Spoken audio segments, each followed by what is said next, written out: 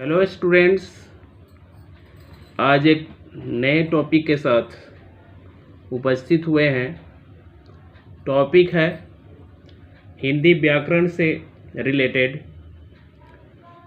वैसे स्टूडेंट के लिए यह टॉपिक बहुत लाभप्रद होगा जो बिहार स्कूल एग्जामिनेशन बोर्ड 2022 में जो बच्चे फॉर्म भरे हैं उनके लिए ये बहुत ही उपयोगी वीडियो तैयार किए हैं। तो आइए व्याकरण से रिलेटेड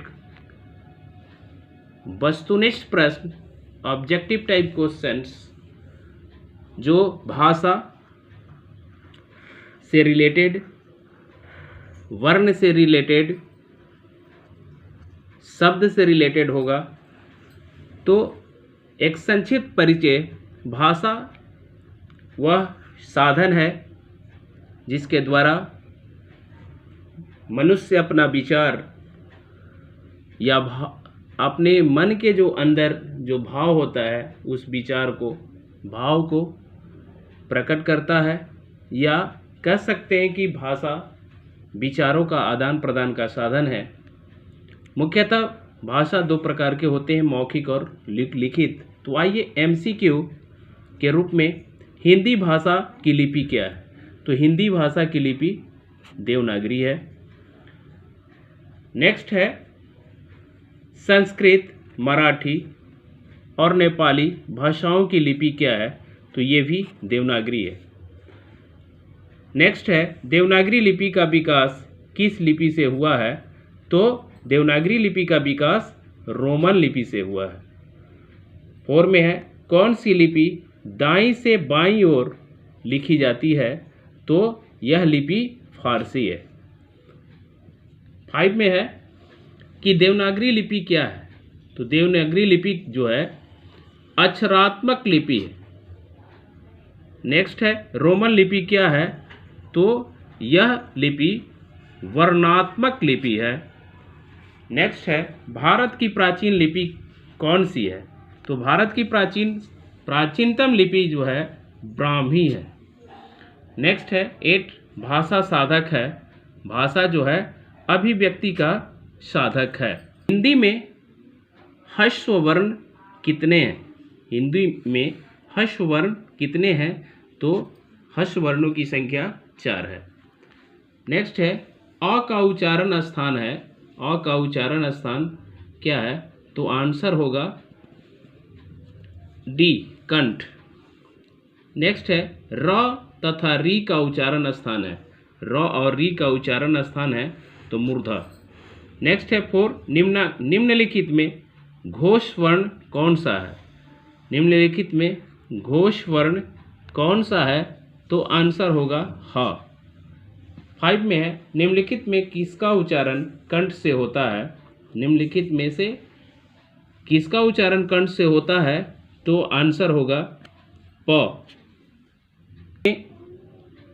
हिंदी में अंतःस्थ वर्ण की संख्या कितनी है। हिंदी में अंतःस्थ वर्ण की संख्या कितनी है। तो आंसर होगा 4। 7 में है य को किस वर्ण के अंतर्गत रखा जाता है। य को किस वर्ण के अंतर्गत रखा जाता है।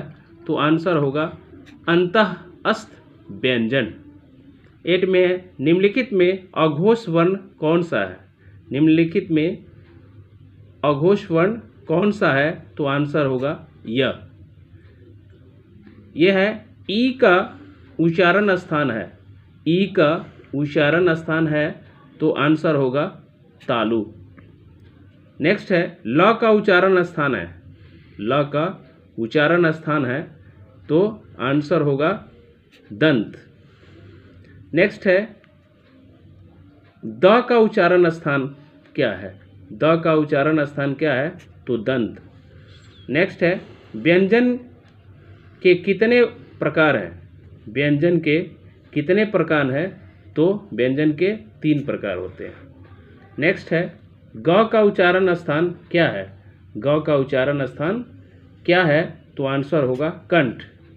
नेक्स्ट है त का उच्चारण स्थान क्या है। त का उच्चारण स्थान दंत है। नेक्स्ट है भ का उच्चारण स्थान क्या है, तो भ का उच्चारण स्थान ओष्ठ है। नेक्स्ट है अड़ा का उच्चारण स्थान क्या है, तो अड़ा का उच्चारण स्थान मूर्धा है। हाँ, आइए शब्द से रिलेटेड वस्तुनिष्ठ प्रश्न को हम लोग सॉल्व करेंगे। तो शब्द क्या है, वर्णों के सार्थक मेल को शब्द कहा जाता है। वर्णों के सार्थक मेल को शब्द कहा जाता है। तो आइए आग शब्द है, आग शब्द है, कौन सा शब्द है, तो तद्भव है। मोर शब्द है, मोर शब्द है, तो मोर शब्द भी तद्भव शब्द है। नेक्स्ट है खेत शब्द है, खेत शब्द है, तो आंसर होगा विदेशज। 4 में है उत्पत्ति की दृष्टि से शब्द कितने प्रकार के होते हैं। उत्पत्ति के दृष्टि से शब्द जो है 4 प्रकार के होते हैं।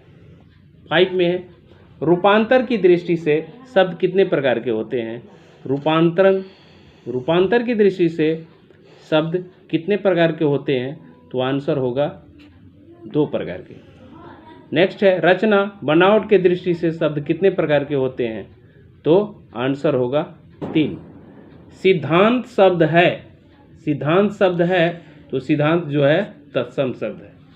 नेक्स्ट है आंसू शब्द है, आंसू शब्द है, तो आंसर होगा तद्भव। नेक्स्ट है पुस्तकालय शब्द है, पुस्तकालय शब्द यौगिक शब्द है। नेक्स्ट है 10 पंकज शब्द है, पंकज शब्द जो है देशज शब्द है। तो आज हम वस्तुनिष्ठ प्रश्न जो है ऑब्जेक्टिव टाइप क्वेश्चन व्याकरण से रिलेटेड बिहार विद्यालय परीक्षा समिति के बच्चों के लिए बहुत ही उपयोगी है। अगर यह वीडियो आप ध्यान से सुनेंगे, देखेंगे, तो हमें उम्मीद है कि व्याकरण में अच्छे से अच्छे अंक हासिल कर पाएंगे। अगर यह वीडियो आप सभी को पसंद आया होगा तो अपने फ्रेंड को शेयर कर देंगे, साथ में सब्सक्राइब कर देंगे। धन्यवाद।